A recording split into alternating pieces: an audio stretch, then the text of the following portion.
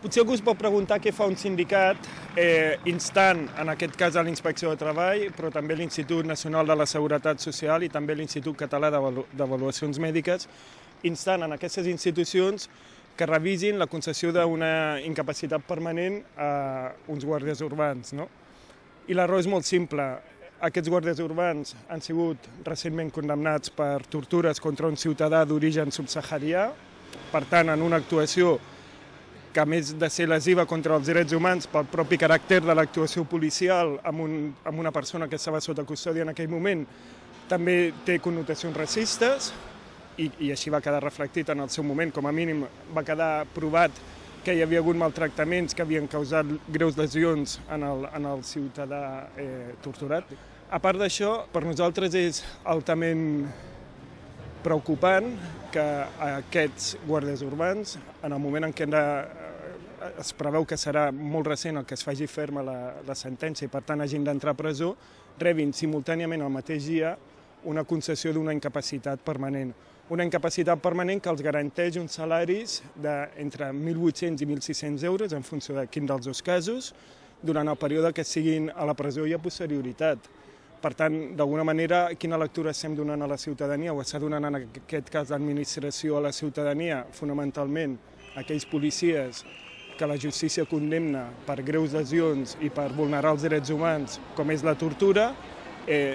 no només no són castigats amb la duresa i la celeritat en què a nosaltres ens agradaria, perquè recordem a l'estat espanyol encara hi ha moltes denúncies pendents de resoldre per tortures, sinó que a més l'administració pública amb diners de tots els contribuents els premia amb la concessió d'una pensió o d'un subsidi que els permetrà viure tranquil·lament durant el període en què siguin a la presó i a posterioritat sense haver de treballar. D'alguna manera, el missatge que nosaltres volem donar com a sindicat és volem aturar la impunitat també policial. Als sindicats també ens interessa que la policia no actuï com sembla ser que ha estat actuant masses vegades a l'estat espanyol, vulnerant els drets bàsics de les persones. I, per altra banda, el que ens sembla altament discriminatori és que quan milers i milers de treballadors i treballadores veiem com cada vegada és més difícil, per exemple, amb les successives reformes de les lleis de mútues, poder accedir al reconeixement de patologies derivades de la nostra feina, de malalties laborals i de lesions que es deriven d'aquestes malalties laborals, per exemple, en forma també de reconeixement d'incapacitats temporals o absolutes o permanents, veiem com a uns guàrdies urbans condemnats per tortura, per una causa suficientment ambigua com pot ser causes psicològiques, quan feia poc havien passat els testos psicotècnics que permeten accedir a la Guàrdia Urbana, doncs que aquests guàrdies se'ls reconeix simultàniament al mateix dia i casualment a pocs dies abans d'ingressar a presó se'ls reconeix aquesta incapacitat. Nosaltres ens sembla que instem a les administracions a que revisin aquest cas, bàsicament per treure llum sobre com s'ha concedit aquesta incapacitat absoluta i que revisi si s'escau. Algú ens pot preguntar si com a sindicat tenim la capacitat legal per iniciar aquesta actuació. Tècnicament, segons la Llei General de la Seguretat Social, qui té la capacitat legal per sol·licitar una revisió d'una concessió d'incapacitat absoluta o permanent o incapacitat permanent són el treballador o treballadora, l'empresa, en aquest cas seria l'Ajuntament de Barcelona, i l'Institut Nacional de la Seguretat Social o, d'alguna manera, també la Inspecció de Treball i l'Institut Català d'Avaluacions Mèdiques. De fet, qui inicia el tràmit o qui acaba resolent això és l'Institut Nacional de la Seguretat Social, però tant Inspecció del Treball com, en aquest cas, l'Institut Català d'Avaluacions Mèdiques, que és qui va fer l'informe que justifica o que dona base, suposadament, per la concessió d'aquesta incapacitat, doncs els estem demanant que revisin els seus informes, que vegin si realment s'adeqüen a causes objectives i que analitzin el cas. Fonamentalment perquè, com us deia, el que volem és que es doni llum sobre un cas que preocupa actualment, ha generat molta alarma social, que és susceptible de crear una sensació de que hi ha una impunitat i un doble raser a l'hora de tractar treballadors, aquells treballadors que estan sota sospita de ser utilitzats per l'administració per resoldre situacions com poden ser els policies, en els quals en molts casos hi ha denúncies de que s'accedeixen en les seves funcions, de que vulneren les lleis que garanteixen les nostres llibertats com a ciutadans i ciutadanes, de que s'extralimiten en els casos de detenció en el tracte a les comissaries, etc., gaudeixen d'una certa impunitat, que és molt difícil jutjar-los, que quan se'ls pot jutjar hi ha un tracte de favor respecte a com se'ns tracta la majoria de la resta de la població, i per altra banda, la majoria de la població, com us deia, doncs tenim cada vegada més dificultats perquè se'n reconeixin les malalties derivades del nostre treball i, per tant, de la manera en com tenim de guanyar-nos la vida. No?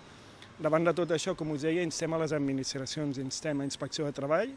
instem a l'Institut Nacional de la Seguretat Social i instem a l'Institut Català d'Avaluacions Mèdiques. Algú ens pot preguntar per què no instem a l'Ajuntament de Barcelona. L'Ajuntament de Barcelona tindria la capacitat per fer-ho, ells saben que tenen la capacitat per fer-ho,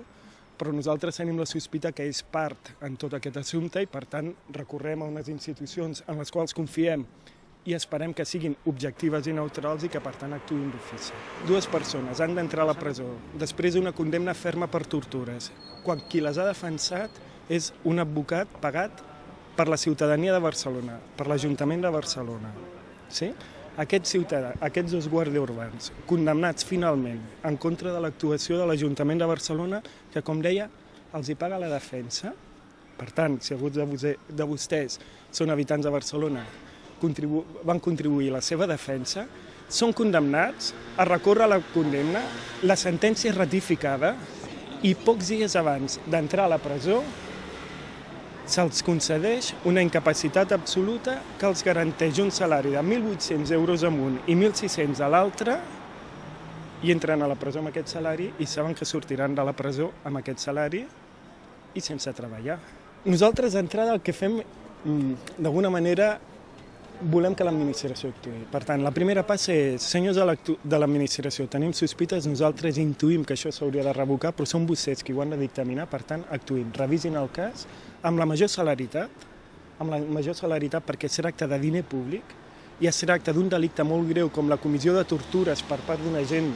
suposadament de l'ordre, i en el cas que això sigui, rectifiquin. Si això es dona, jo crec que hem de ser o nosaltres o els afectats pel cas o el conjunt de la ciutadania que hem de demanar responsabilitats. Però en tot cas això serà una segona fase. Primer, confiem que això es corregeixi. Segona fase, si es corregeix, anem a veure què ha passat i anem a veure quins mecanismes podem establir per rectificar situacions així, per revisar si s'han donat en altres casos i per evitar que això continuï passant.